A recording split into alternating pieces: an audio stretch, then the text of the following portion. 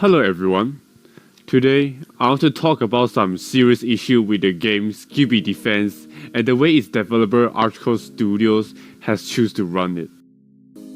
One of the biggest problems in Skibi Defense is so-called the roulette system, which is nothing more than gambling disguised as a gameplay. Players are forced to spin daily just to try get a desirable attributes.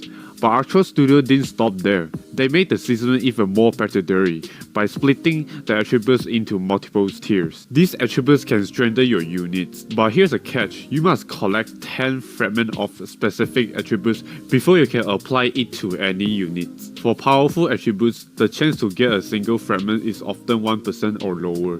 That means the odds of ever completing a set are absurdly tiny. Players end up spending weeks or even months spinning for just one useful attribute, wasting enormous amount of time and resources for extremely low rewards. This isn't fun. This is a time sink gamble. Well, sure, you earn money in the games by beating chapters, not through gamble, but the pricing on late game units is outrageous. Units like upgraded Clock Titan and Watch End of Doom are incredibly powerful, yet cost a massive amount of in-game currency to unlock. Many players simply don't have enough time to grind for them, so they rely on more advanced players to carry them through chapters, which leads frustration and resentment in the community. This creates division and pulls the community apart instead of bringing it together. This isn't about updates, units, or maps being bad. This is about tone and focus. Archcore Studios sometimes release new units that are complete pointless and joke-oriented, such as Real Semi-Colossal Speaker Guy, Mango 67 Lord. These units serve no serious gameplay purpose and feels like childish addition, reinforcing the idea that the developers aren't taking their own games seriously. Some of the game updates have been extremely disappointing. And there are two specific updates I really want to talk about it, which is the birthday event update and the Tower Crate update.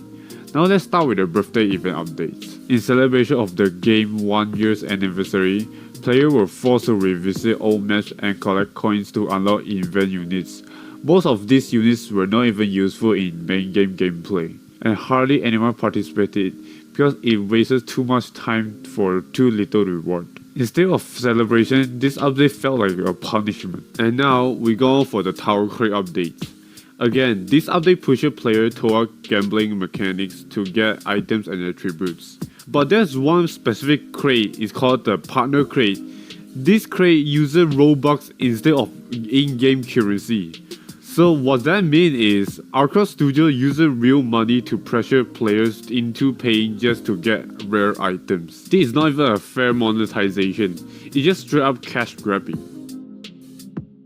FOMO, fear of missing out, is used heavily in Skibi Defense. Archcore Studios constantly release time-limited events and units.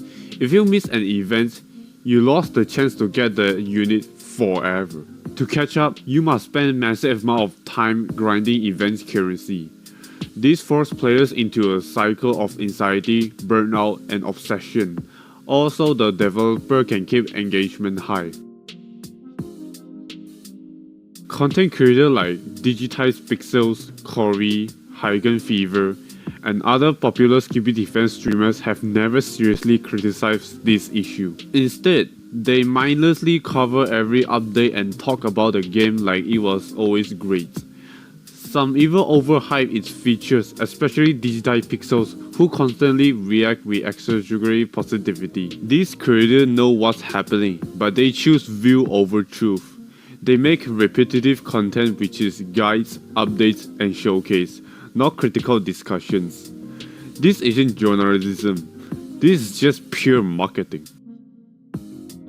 The best way that I can think of is spread awareness. Let this problem be known to as many players as possible. But if this somehow works, things will definitely happen is it will make Archcore Studios through criticism, community discussion, and maybe even players leaving the game entirely. However, right now the situation is unhealthy for players and it need to be challenged publicly.